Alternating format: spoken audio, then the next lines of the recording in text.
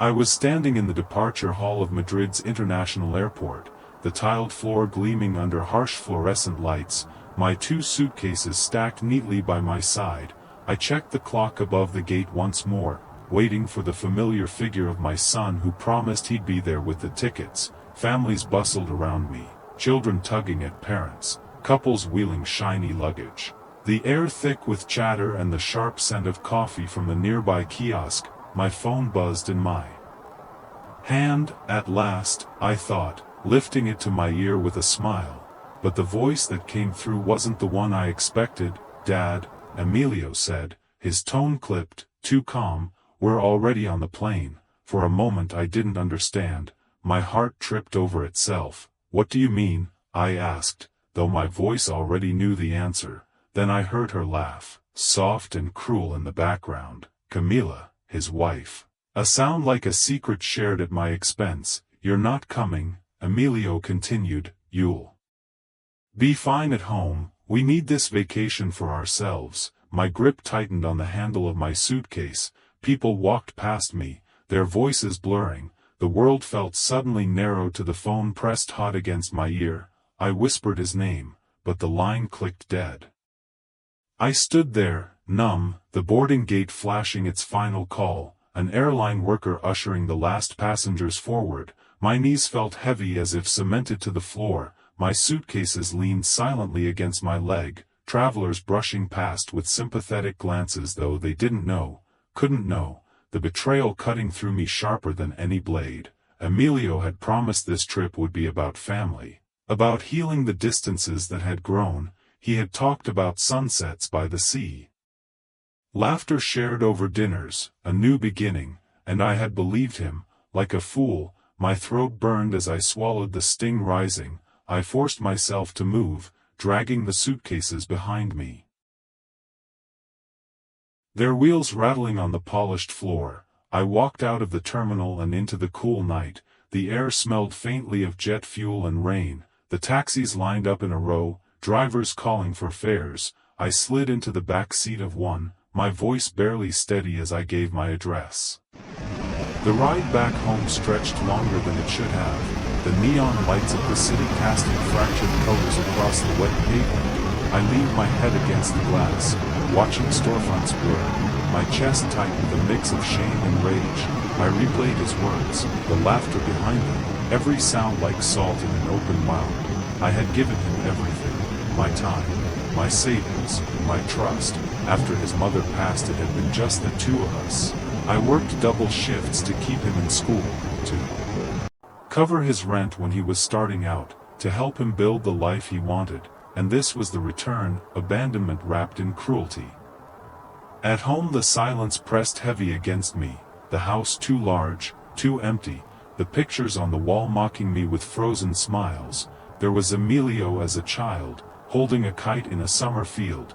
There he was at graduation, my arm around him, pride swelling my chest, each memory a blade now.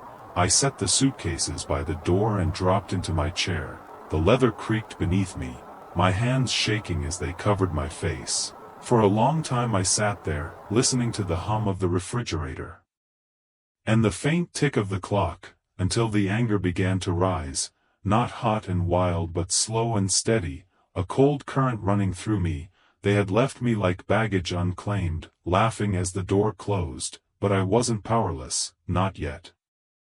I turned to the small desk by the window, the lamp casting a narrow cone of light over a stack of papers, bank statements, property deeds, bills. I had kept every account, every investment tied close. Emilio had leaned on me for years, his house partially mine, his business floated by my loans.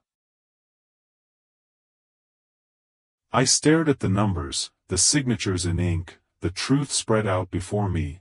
They thought they had freed themselves, but they were still tethered to me, more than they even realized. I opened my laptop, its familiar hum filling the silence, and began to move carefully through the accounts, my fingers steady now, deliberate.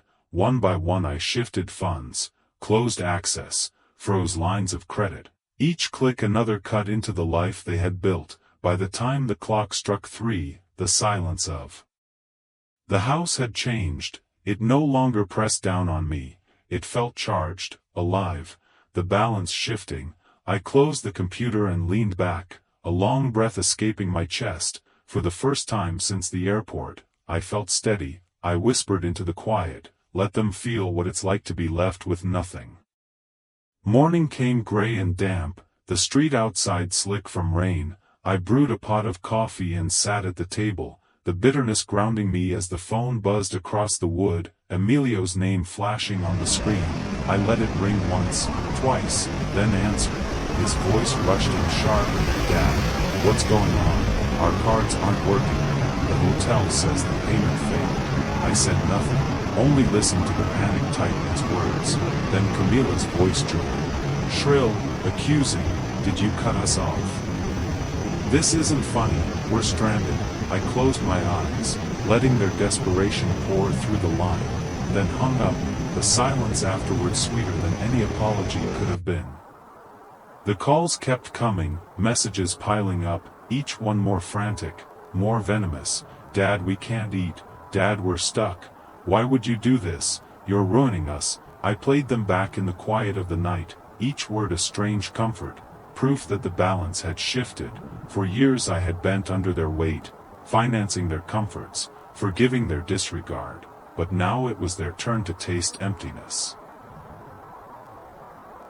A week later the taxi rolled up in front of my house, splashing through puddles. I watched from the window as Emilio climbed out, his shoulders hunched, Camila at his side dragging a battered suitcase, her eyes scanning the street as though ashamed to be seen. They approached the door, knocking first politely then harder, voices raised, "Dad, open up, please. We need to talk." I let them wait, the sound of fists dull against the wood. Finally I turned the key and pulled the door wide, Emilio's eyes searched mine, red-rimmed, tired. "Why?" he whispered. "Why would you do this to us?" Camila pushed forward, her tone sharp and cold. "You've humiliated us, left us helpless. What kind of father does that?" I stepped back, letting them inside, the air between us thick.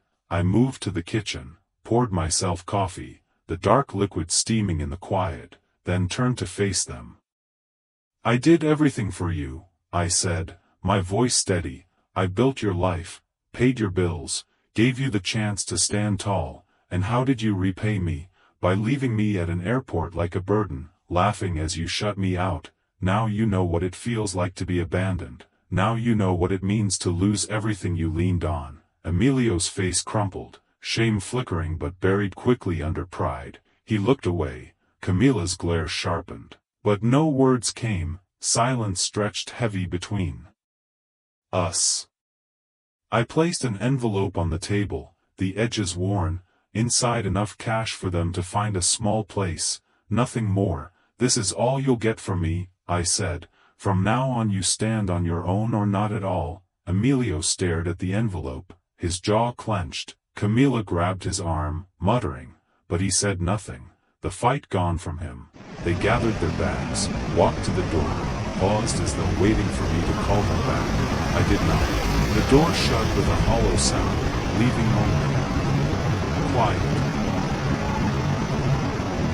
I moved through the house, room by room, the photographs still hanging, their smiles frozen in glass.